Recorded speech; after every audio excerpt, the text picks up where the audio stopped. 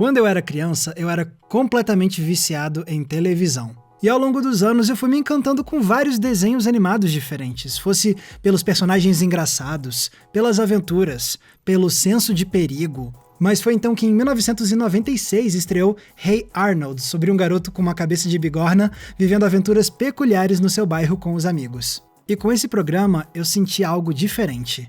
Eu não queria só ser amigo dos personagens e viver as desventuras deles. Não, eu também queria morar no mundo deles. Mais do que isso, na verdade, eu queria era ter o quarto do Arnold, que era diferente de tudo que eu já tinha visto na vida. Um lugar escondido por uma porta no teto, que revela uma escada que, por sua vez, te transporta para um ambiente colorido e confortável. Um recanto descolado, com direito a alta tecnologia e a um teto solar que te deixa contemplar a vida. Eu via isso e pensava, eu quero tanto ter um quarto assim.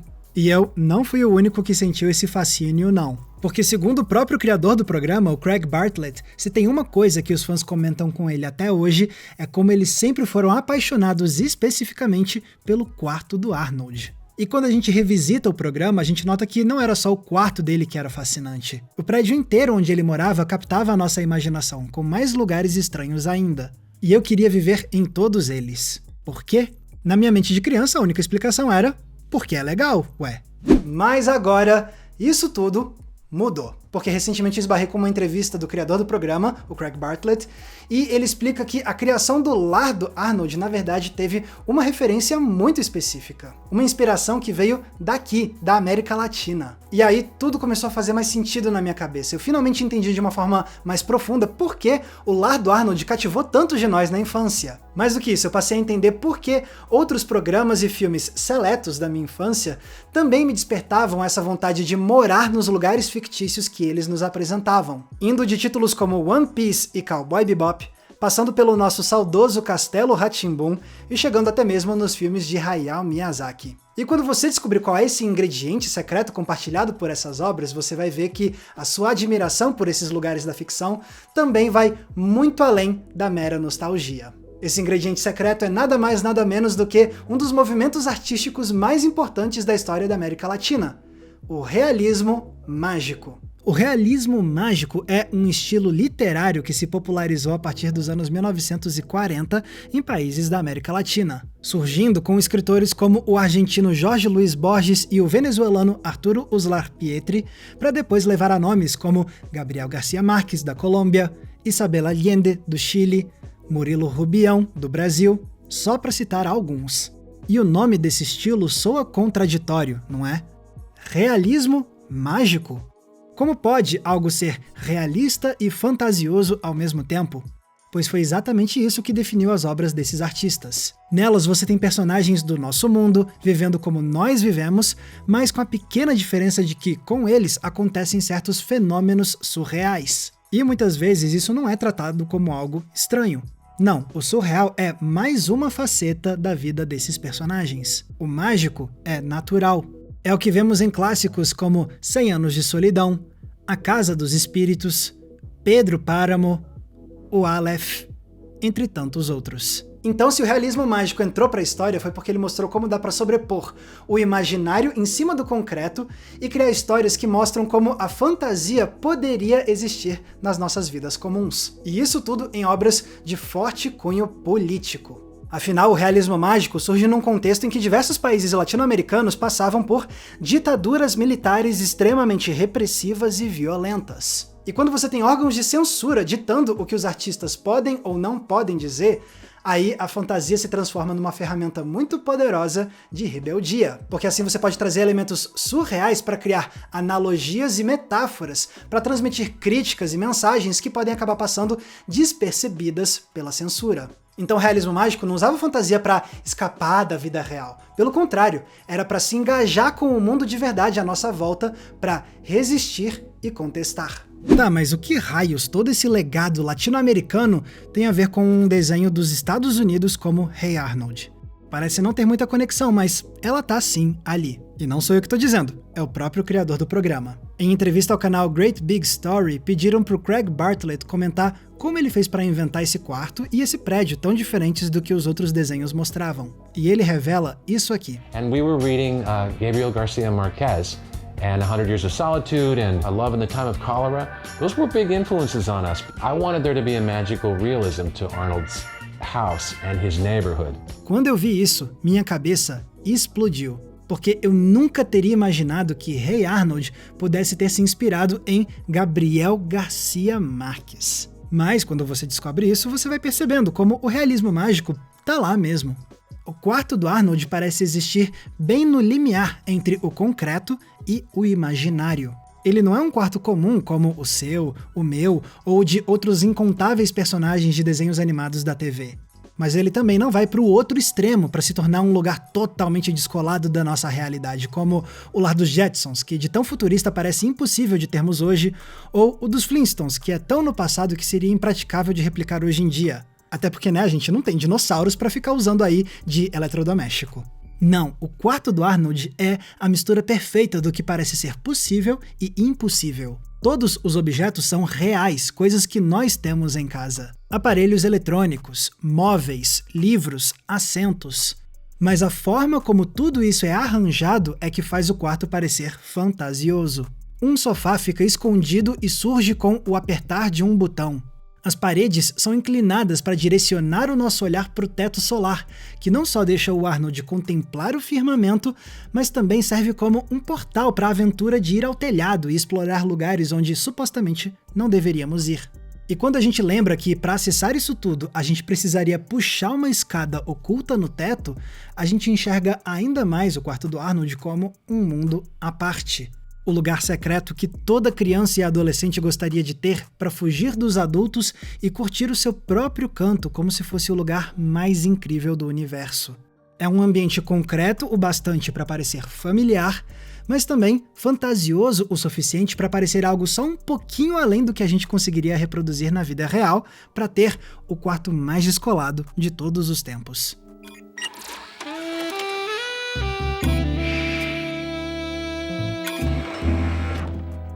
Mas não foi só o quarto do Arnold que foi influenciado pelo realismo mágico. O restante do prédio é repleto de surpresas, tanto pra gente quanto pro próprio Arnold, com revelações que não são totalmente impossíveis, mas que parecem sim meio absurdas. In season 2, the one big Caesar where the boys want to go catch the giant mythological fish, and Grandpa says, "Come on, Arnold, it's time to go to the fishing room." And Arnold goes, "We have a fishing room?" Why doesn't Arnold know there's a fishing room? And you remember Grandma takes Arnold to the Zen meditation room. He had never been there before. And so it's a little silly. Arnold basically is kind of living in a magical realism all the time. Tá explicado então por que na infância eu tinha tanta vontade de mergulhar na TV para morar onde o Arnold morava. E quanto mais eu fui pensando nisso, mais eu fui entendendo por que outros lares ficcionais que eu vi na infância me encantaram tanto, mesmo que o realismo mágico não tenha sido uma inspiração direta para essas obras. Por exemplo, com One Piece, não o anime, mas o mangá que eu comecei a ler quando eu era criança. Eu lembro que eu fiquei fascinado quando o bando do Luffy começou a morar no navio deles, o Going Merry. Isso podia ser só mais uma embarcação como as outras. Porém, nos materiais bônus do mangá, o autor Eiichiro Oda mostrava desenhos detalhando como eram os quartos dos personagens no navio. No dos homens, um sofá relaxante, o cesto de roupa suja, as redes para dormir. No quarto da Nami, uma estante de livros, um bar, a escotilha secreta que revela a rede onde ela dorme. É um nível de detalhe que faz o Going Merry deixar de ser um mero navio pirata para se tornar um lar aconchegante e que deixa o cotidiano dos aventureiros mais real. Só que esse conforto e esse cotidiano está cercado por cenários extraordinários. Ele é um lar, mas no alto mar, dando respiro entre combates e problemas que os piratas precisam enfrentar. Algo parecido aconteceu quando eu vi pela primeira vez Cowboy Bebop. Quando o trio principal começa a viajar juntos na nave do Spike, a gente começa a ver como é o dia a dia deles ali. Só que ao invés de ser um interior de altíssima tecnologia futurista, o que a gente vê são móveis e objetos que nós temos em casa. Sofás, geladeiras, mesinha de centro, TVs e tudo meio antigo, meio sujo. É a estética de ficção científica chamada de futuro usado, a qual eu já dediquei um vídeo inteiro aqui no canal. A ideia é fazer o futuro parecer mais concreto, mais palpável, com ambientes claramente habitados e muito utilizados por pessoas há bastante tempo. Então, tanto com One Piece quanto com Cowboy Bebop, você enxerga esse equilíbrio do realismo mágico. O imaginado está na fantasia do mundo dos piratas e no futuro distante com espaçonaves que atravessam o universo. Mas no meio dessa fantasia, a gente é puxado para um senso real de vivência humana com a familiaridade que vem dos detalhes cenográficos. Era por isso então que na infância era tão fácil eu imaginar como seria viver dentro do Going Merry ou dentro da nave de Cowboy Bebop. Esses programas tinham me mostrado direitinho onde eu poderia deitar, como eu poderia descansar, onde ficava a comida. Eu consegui imaginar direitinho como seriam os meus momentos de paz antes da próxima aventura. Outro programa da minha infância que eu passei a enxergar com outros olhos com essa história toda foi o nosso Castelo Rá-Tim-Bum. A perspectiva do realismo mágico faz ainda mais sentido aqui, já que essa sim é uma obra latino-americana. E se teve um aspecto que fez esse programa se tornar lendário foi justamente a direção de arte que criou os cenários do castelo. A ideia aqui não era criar um castelo daqueles clássicos europeus, mas sim algo que tivesse uma identidade própria e mágica, um oásis de fantasia no meio da cidade grande. Por isso você tem os ambientes coloridos repletos de coisas estranhas, como uma árvore imensa no meio do castelo, uma vasta biblioteca com um gato falante, passagens para laboratórios secretos, túneis subterrâneos onde certos seres vivem escondidos, cozinhas com assentos automatizados. O programa estabeleceu de forma muito clara a geografia do castelo com todos esses ambientes variados e extremamente detalhados. E assim a gente revia esses lugares como quem visitava amigos ou parentes toda semana nos seus lares. Podia parecer algo de outra realidade, mas pra gente, o castelo acabou se tornando uma segunda casa, que conhecíamos como a palma da mão.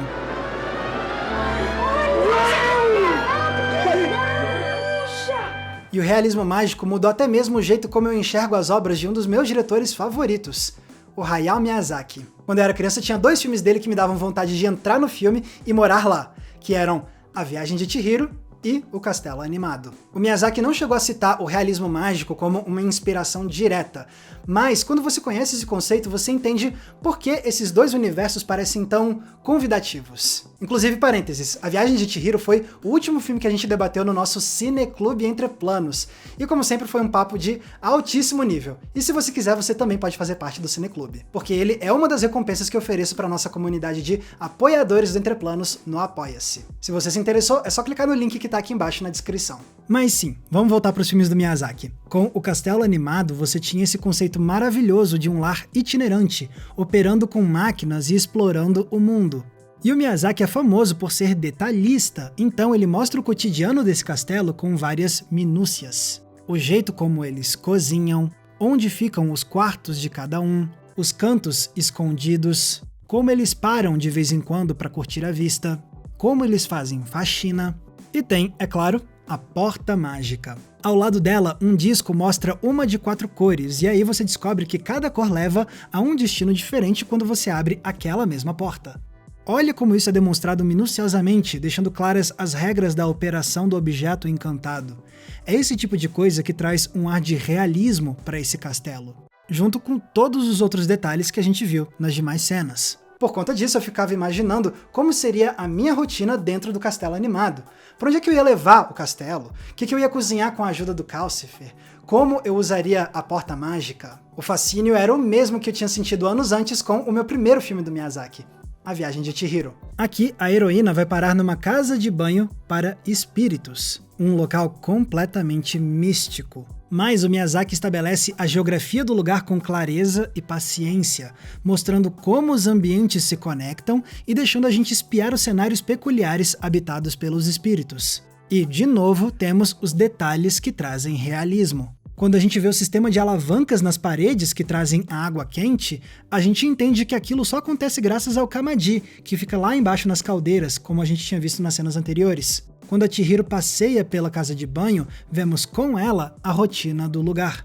Como as meninas trabalham, onde elas dormem, por onde entram os clientes. Isso aí só acontece porque o Miyazaki não tem pressa. Ele faz questão de desacelerar a ação para deixar que o mundo ao redor dos personagens respire. É que nem na cena em que a Chihiro desce as escadas do fundo pela primeira vez e se estabana contra a parede. Ao invés de fazer a protagonista continuar a viagem imediatamente, o Miyazaki para mostrar um sapo abrindo uma janela e fazendo uma pausa para o cigarro. E isso não vai ter nenhuma consequência para Chihiro. O sapo não vê a menina, ele não aciona um alarme ou coisa parecida.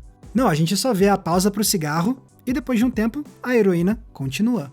A ideia então é mostrar que existe toda uma rotina acontecendo ali no pano de fundo, independente da Chihiro. Um dia a dia em que os personagens secundários também têm os seus instantes para só existir, com pequenos gestos e hábitos que fazem esse universo parecer mais vivo e mais real. Pensando em todos esses exemplos, eu fico fascinado com o quanto o realismo mágico funciona para narrativas infantis, sendo que ele nasceu pensando em obras para adultos com um forte cunho político e rebelde. Claro, não é de surpreender que a fantasia encante o público infantil, isso tá lá desde os contos de fadas que a gente ouvia quando era criança. Mas quando a gente acrescenta nisso uma camada de realismo, isso cria sim uma experiência diferente para o público jovem. Até porque quando a gente é criança é quando a gente mais enxerga o mundo real à nossa volta pelas lentes da imaginação. Um exemplo perfeito disso é o próprio Miyazaki. Em entrevistas, ele já contou que certa vez, quando criança, ele foi com a família para uma casa de banhos. E lá ele viu uma porta que não podia ser aberta. E isso cativou a imaginação do pequeno Miyazaki, que ficou fascinado pelo mistério da porta da casa de banho. O que será que tinha ali atrás da porta? Quem sabe um mundo mágico? O fascínio nunca saiu da mente dele, e décadas depois, esse episódio acabou servindo como uma das inspirações para ele criar a história de uma menina que vai para uma casa de banho misteriosa, onde todo tipo de magia pode acontecer. O que isso demonstra, então, é que, para os olhos infantis, o realismo mágico encanta não só por encontrar o real no fantástico, mas também por fazer o oposto, encontrar o fantástico no que é real. E lembra aquele viés mais político e rebelde que eu mencionei do realismo mágico? Pois até isso a gente encontra em algumas dessas obras infantis, em especial com a ideia da resistência. Por exemplo, em Castelo Rá-Tim-Bum a gente tinha quem? O Doutor Abobrinha, o vilão que queria enganar os heróis a assinarem um contrato que lhe venderia o castelo, para que então ele pudesse destruí-lo e construir no seu lugar um prédio de 100 andares. Então, o Castelo Rá-Tim-Bum acaba sendo o último refúgio da magia e do encanto contra a especulação imobiliária que quer concretar o mundo e deixar todos os lugares iguais e cinzas. Algo similar acontece em O Castelo Animado, onde o castelo ambulante é o refúgio onde um feiticeiro e uma heroína corajosa podem planejar como desmantelar a guerra que tem arruinado o mundo deles. Já em A Viagem de Chihiro, a casa de banhos é um lugar comandado por uma bruxa gananciosa e repleto de funcionários que só pensam neles mesmos. Mas aí vem a Chihiro e começa a mudar tudo. Com a sua empatia, ela salva espíritos de rios que haviam sido poluídos pelo industrialismo. Com a sua bondade, ela mostra o poder da compaixão e do pensamento coletivo. E assim, ela transforma a casa de banho num espaço mais harmonioso, onde agora todos colaboram. Não só isso, o que antes era um espaço decadente, as ruínas de um parque temático que representa o fantasma de uma crise causada pelo capitalismo, no final se transforma em limpos campos verdes, onde as antigas construções descartáveis de gesso agora são sólidas estruturas de pedra. O mundo da magia, então, fica ainda mais deslumbrante quando ele se transforma numa resistência à corrupção, ao individualismo, à cobiça. Em outras palavras, Rá-Tim-Bum, Castelo Animado e Chihiro são resistência pra caramba e se alinham muito bem aos ideais que deram origem ao realismo mágico. Entrou em outra fria, não é? Bem feito, bem feito! Ainda não foi dessa vez, doutora Abobrinha! Tá vendo então como os universos encantados da infância mudam frente aos nossos olhos quando a gente conhece o conceito do realismo mágico? Agora eu vejo que, se esses mundos de fantasia me hipnotizaram tanto, não foi só porque eles eram bonitos e diferentes. Era porque eles foram criados com um nível de atenção aos detalhes que transformava o impossível em algo concreto. Era porque eles mostraram que viver em realidades distantes poderia ser mais possível do que a gente pensava. era porque eles eram mais do que meras fugas da realidade. Eles eram convites para a gente não se conformar em aceitar o mundo real como ele é, especialmente quando nós podemos fazer a diferença para transformá-lo num lugar melhor. Muito mais do que cenários diferentões e coloridos, esses mundos realisticamente mágicos serviram de inspiração e de lição sobre como as crianças podem explorar o mundo e agir nele. E você aí, achando que se tratava só de um quarto peculiar com um teto solar descolado. Mas agora eu quero ouvir de vocês, pessoal. O que vocês acham dessa relação entre o realismo mágico e as obras infantis? Teve algum filme ou desenho que faltou entrar nesse vídeo aqui? Escrevam aqui embaixo nos comentários que eu vou adorar ler o que vocês têm a dizer. E lembrando, se você quer entrar na nossa comunidade do Apoia-se e fazer parte do Cineclube e ter acesso a outras recompensas, você pode clicando no link que está aqui embaixo na descrição. Lembrando também que se quiserem me acompanhar nas redes sociais é muito fácil, basta me procurarem usando os nomes que estão aparecendo aqui embaixo de mim. Mais uma vez, muito obrigado pela audiência, um abraço e até a próxima sessão.